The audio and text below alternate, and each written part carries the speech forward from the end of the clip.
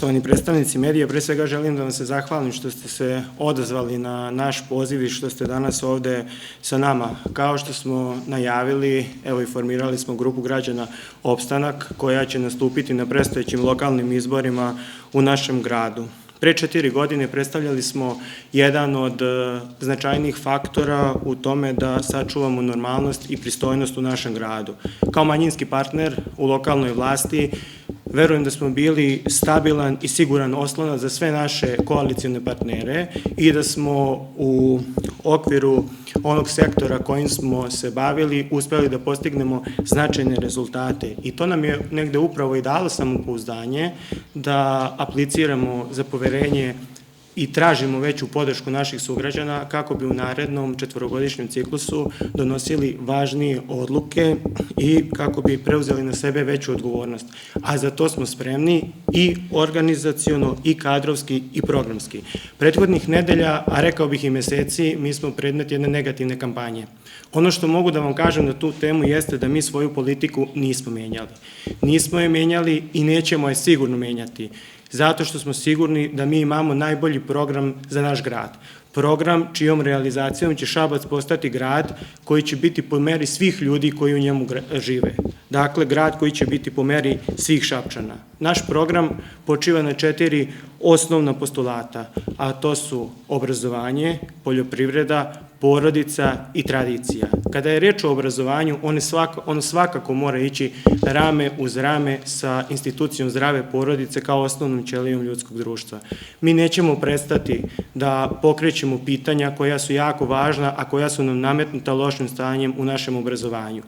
Stalno ćemo pitati i pokretati debatu o tome šta se dešava sa institucijom i ko brine o instituciji učitelja, nastavnika, profesora. To u svakoj državi mora biti institucija, jer oni su ti koji stvaraju nove generacije ljudi koji će voditi i Šabac, i Bogatić, i Čačak, i Čajetinu, i celu Srbiju. Nećemo prestati da postavljamo pitanja šta se dešava sa izdavačima i kako to inostrani izdavači imaju primat u odnosu na domaće i čak monopol. Ko brine o tome šta se piše u našim udžbenicima i kako se pišu neke stvari koje nikako ne bi smele jer nisu istinite. Pitaćemo i da li je normalno da jedan đak prvak ima ranac teži od 10 kg. I ono što je isto takođe jako važno, da li je pristojno danas govoriti o digitalizaciji kada većina škola u Srbiji nema rešeno ni pitanje mokrog čvora. Nastavit ćemo da postavljamo sva ova i brojna druga pitanja i pokrećemo debatu u nadi da ćemo doći do dobrih rešenja. I davat ćemo i predloge. Evo ja i danas predlažem model Finske, koja je izabrala najbolje da obnavljaju svoj obrazovni sistem i u tome uspela. Kao lokalna samouprava, naš program predviđa da sve ono što jesu, zapravo sve ono što jeste zakonom dozvoljeno i moguće za jednu jedinicu lokalne samouprave da upotrebimo kako bi unapredili uslove u kojima naši učenici i studenti rade. Prosto i jednostavno je, a to verujem da je svima poznato. Kažu, ukoliko želite da uništite jedan narod, vi mu obrazujte omladinu. To dovoljno govori o činjenici da Šabac mora postati univerzitetski grad. To je način da zadržimo mlade ljude u Šapcu i način da povećavamo negde taj genetski, zapravo intelektualni potencijal koji će dalje upravljati i razvijati ovaj grad. Mi moramo uvesti sistem stipendija. Tim stipendijama stipendirat ćemo najbolje studente, a oni će se negde obavezati da će određeni broj godina provesti radeći u našoj gradskoj upravi i javnim preduzećima. Dakle, dobit ćemo najbolje na najvažnijim funkcijama i prosto jednom staviti tačku na partijske kadrove. Šabac može i mora da najboljima da sve. To je način da vratimo veru u obrazovanje i to je svakako i sigurno način da vratimo veru mladim ljudima da se učenje isplati i da znanje jeste nešto čemu treba da teže.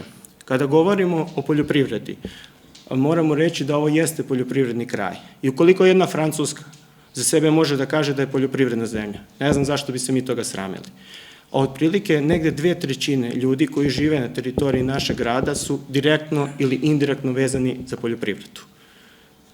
Primer koji imamo iz naše istorije, a on kaže da negde prvi polet i razvoj moderne Srbije je upravo doneo Miloš Obrenović poljoprivrednim reformama. Holandija je odličan primer. Ona ima manju obradivu površinu nego što je slučaj kod nas sa Vojvodinom, a ostvaruje znatno veće prihode od poljoprivrede. Slučaj je takav iz prostog razloga što Holandija ima dobru agrarnu politiku, jasne dugoročne, kratkoročne ciljeve i veliki agrarni budžet.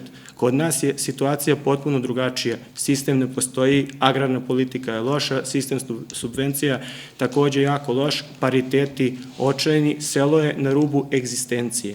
Podsjetit ću vas da je sramno i nepristojno da u jednoj poljoprivrednoj državi, kakva jeste Srbija, se za agrarni budžet izdvoji manje od 5% od ukupnog budžeta, a na nivou jedinica lokalne samouprave je to neretko i znatno manje. Ona Evropska unija, na koju se danas mnogi pozivaju, za agrarni budžet izdvaja više od 36%.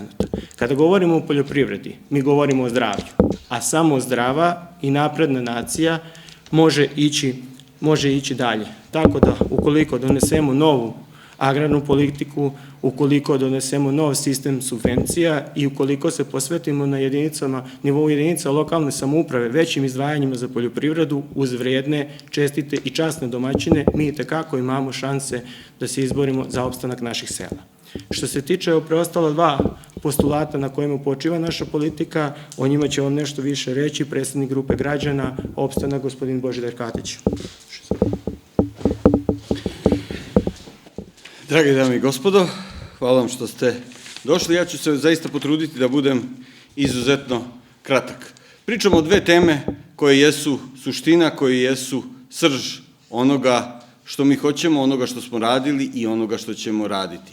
Porodica jeste temelj na kom stoje i sela i gradovi, i nacija i država. Propast našeg društva, koja je sveopšta, možda se najbolje vidi u tom domenu, u propasti srpske porodice, u nestanku nas kao nacije. Da bi kao narod opstali, potrebno je da 3 i više dece ima 45% porodica u Srbiji. Taj procenat danas je 7,8% i to je ono što je poražavajuće i to je ono što govori da mi budućnost praktično nemamo. Ono što smo mi pokazali kao jedinica lokalne samouprave, kao ljudi koji su se bavili ovim delom, najvažnijim delom politike kojim treba da se bavi i država i jedinice lokalne samouprave, jeste da stvari mogu da se promene. Mogu da se promene u tom domenu da kao društvo shvatimo neophodnost toga da opstanemo i da ostanemo. A to možemo samo ako nas bude bilo. Reći ću vam samo 2 podatka. 2018. godine, kada smo prvi put podelili ponosne kartice, za 2 meseca u Šabačkoj biblioteci izdato je više od 1000 novih članskih karata koje su uzeli naši najmlađi sugrađani iz porodica sa 3 i više dece. 2018. godine na kontrolnom uzorku konstatovali smo da od 1000 mališana iz porodica sa 3 i više dece, njih 736 ne trenira ništa, a želelo bi. Posle godinu dana taj broj je bio oko 360, danas je taj broj 0. Dakle, pokazali smo da se situacija može promeniti i da sve može da izgleda znatno drugačije. Ono o čemu ćemo pričati u narednim mesecima jeste jedan sistem mera, pre svega jedinice lokalne samouprave, kojima možemo da stimulišemo rađanje, kojima možemo da stimulišemo to da ovaj grad sutra ima kome da ostane. Ako ovde sutra ne bude naše dece i naših unučića da se u ovom gradu igraju, sve što smo radili, radili smo uzalud. To je jedini način da i mi kao grad, i mi kao država, i mi kao narod ostanemo i da opstanemo. I to je jedini način da dobijemo i da pobedimo u toj borbi za opstanak. Tradicija kao temelj na kom se sve gradi. Ako kažemo da porodica drži sela, gradove, naciju i državu, tradicija drži duh i drži biće jednog naroda. Samo narodi koji znaju ko su, šta su i odakle dolaze, imaju budućnost. Mi smo u dugom vremenskom periodu iza nas pokazali da nije tačno da pre svega mlade ljude koji ovde žive tradicija ne interesuje. Naprotiv, tradicija jeste ono na što možemo da se naslonimo i oslonimo kada je sve oko nas u potpunom haosu i u potpunom beznađu. na tradiciji, na poznavanju svoje prošlosti može jedino uspešno da se izgradi svoja budućnost. Kada pričamo o konkretnoj stvari koja je bitna, i to je prva od stvari koje ćemo reći vezanih za očuvanje tradicije, govorimo o tome što smo u prethodnoj godini uspeli da otkrijemo onu najstrašniju stranicu naše istorije, a to jeste povlačenje preko Albanije, albanska Golgota i iskrcavanje naše vojske na krv. Na krv koji je više nego ostrvo, koji je mesto gde se rodila nada iz ljubavi i prijateljstva. Već ove godine, na Krfu je u planu da se postavi kamp za naše najbolje mlade sugrađane. 150 najboljih osnovaca, srednjoškolaca i mladih sportista ove godine treba da posete Krf, da vide ostrvo Vido, prelepu prirodu i plaža koje Krf ima, ali i istoriju, mesto gde se iz potpunog beznađa i nestanka ponovo kao Feniks podigla ova država i ovaj narod.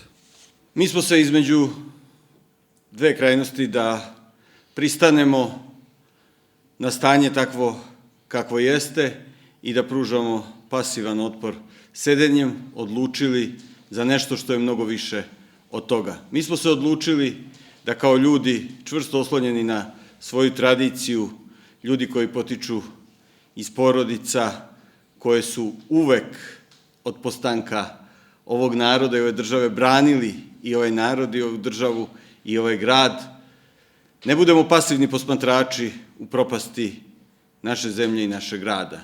Mi smo se odlučili za ono što je više od pasivnog odbora, mi smo se odlučili za borbu i borit ćemo se. Borit ćemo se da sačuvamo slobodu da se bira, dobrobit naših građana, njihovo pravo da odlučuju o tome kako će da žive i da upravljaju svojim gradom. I u toj borbi ćemo pobediti kao što smo i kad je bilo najgore i najteže pobedili. Za opstanak jače od bojkota.